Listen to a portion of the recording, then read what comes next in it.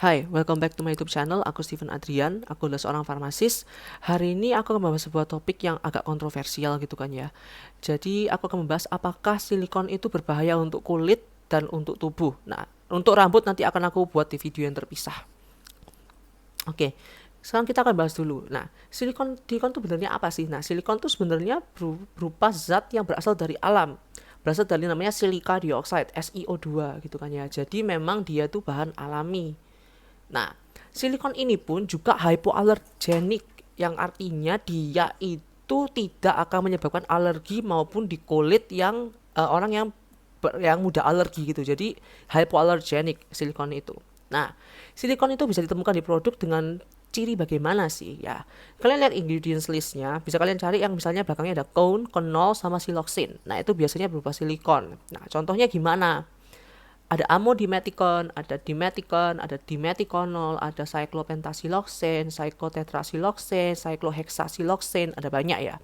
Dan ada beberapa juga yang tersembunyi, itu tapi silikon gitu ya. Nanti kita bahas nanti aja. Nah, itu bisa kalian lihat dari situ, itu berupa silikon. Nah, fungsi silikon itu sebenarnya apa sih gitu kan ya. Silikon itu cara kerjanya dengan membentuk sebuah lapisan yang oklusif. Artinya apa? Dia akan membentuk sebuah lapisan tipis di permukaan kulit yang akan mencegah transepidermal water loss, yang mencegah transepidermal water loss, sehingga apa ya, jadi memang dia tuh bisa untuk mencegah dehidrasi karena dia akan menjaga kulitmu jadi lebih terhidrasi seperti itu. Jadi airnya itu, molekul air tidak keluar dari kulitmu seperti itu. Nah, dari cara kerja ini muncullah berbagai macam kayak sebuah teori yang akhirnya banyak dipercayai oleh orang gitu kan ya. Nah, kita akan mulai dari teori yang pertama. Silikon itu akan membuat kulitmu menjadi kesusahan untuk bernafas. Gitu kan ya. Nah, akan aku jawab begini. Memang cara kerja silikon adalah dengan cara untuk membentuk sebuah lapisan tipis gitu kan ya. Namun memang eh, dia itu lapisannya tuh begini loh. Jadi silikon ini oksigen itu kan ya. Ini ada rantai karbonnya di sini. Nah, silikon dan oksigen ini rongga-rongganya itu besar-besar gitu loh. Jadi memang lapisan ini bisa bernafas gitu loh. Jadi lapisan ini bisa bernafas dan bahan aktif pun tetap bisa masuk. Nah, yang kedua adalah jika kalian menggunakan silikon itu, nanti bahan aktifmu yang kalian taruh di atasnya itu nggak bisa menyerap. Nah, jawabannya enggak, karena rongga yang besar tadi itu, bahan aktif maupun yang ditaruh di atasnya silikon pun tetap bisa akan menyerap ke dalam kulit. Bukan berarti ada silikon itu nanti ditaruh di atas silikon nggak bisa menyerap, itu enggak kayak gitu. Ketiga, nah, silikon itu komedogenik. Nah, begini, silikon itu menurutku tidak komedogenik. Bahkan kok kamu lihat pure silikon itu tidak komedogenik, gitu kan ya.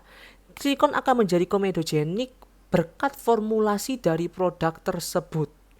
Misalnya, kamu punya moisturizer yang mengandung banyak oil dan kamu acne prone misalnya, kamu acne prone, moisturizermu ada shea butter, cocoa butter, ada muru-muru butter, kemudian ada avocado oil, kemudian ada jojoba oil, coconut oil, olive oil, banyak oilnya gitu kan ya. Nah, cara kerjanya begini. Minyak terkan yang maksudnya ada minyak tadi kan akan masuk, akan melembutkan kulit kalian kan, menutrisi kulit. Namun di atasnya akan terbentuk sebuah lapisan tipis dari dimeticon itu. Nah, jadi memang komponen minyak semua itu akan terkunci di dalam kulit oleh dimeticon, sehingga minyak tersebut itu yang akan menyebabkan kulit kalian itu berjerawat, dan komedogeniknya dari minyak tersebut, bukan dari dimeticonnya. Kalau misalnya memang minyaknya, misalnya bahan kalian moisturizer tidak ada minyaknya, oil free moisturizer yang hanya kaya akan bahan humectant, hyaluronic acid, polyglutamic acid dan kawan-kawan, dan ada dimeticon di atasnya, itu akan meningkatkan kadar hidrasi kalian sangat tinggi karena melembabkan, dan bahan yang lembab tadi tidak bisa menguap keluar, ditutup oleh dimeticon. Jadi dimeticon tuh seperti itu cara kerjanya. Yang keempat, dimeticon itu akan menumpuk di permukaan kulit dan susah untuk dihapus. Keempat, jadi begini, dimeticon itu kan stay on top of your skin ya. Namun jika kalian menggunakan bahan yang mengandung minyak gitu kan ya, misalnya micellar water maupun sabun pun, sabun itu kan kepala hidrofilik, ekornya hidrofobik gitu ya. Jadi memang sebentar kok kebalik ya. Kepala hidrofilik, ekornya ekornya hidrofobik ya seperti itu. Jadi tetap bisa akan menarik minyak dan nanti akan dibilas dengan air. Jadi sebenarnya pun bisa hilang dengan kalian mencuci muka. Jadi tenang saja, kalian menggunakan silikon bukan berarti di kulitmu numpuk silikonnya, enggak gitu. Tetap bisa hilang dengan cuci muka. Nah, seperti itu. Terus aku ngomong apa lagi? Oh iya, aku ngomong juga.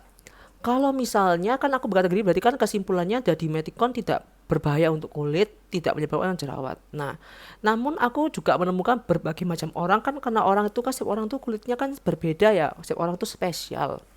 Ada orang yang memang tidak tahan dengan silikon gitu kan ya. Jadi setiap kali mereka menggunakan produk yang silikon itu mereka akan langsung berjerawat ataupun iritasi. Nah, itu merupakan special case gitu kan ya. Jadi kalau misalnya kamu sudah tahu pasti kalau misalnya kamu tidak cocok silikon, ya sudah, carilah produk yang silikon free. Kalau misalnya kalian memang eh, sadar, ada orang yang sadar kalau misalnya silikon tuh nggak cocok. Contohnya aku tuh agak termasuk sensitif silikon gitu loh. Jadi jika aku menggunakan Dimethicon moisturizer Dimethicon dan kawan-kawan tuh aku tetap akan jerawatan gitu. Jadi memang sampai sekarang aku selalu silikon free.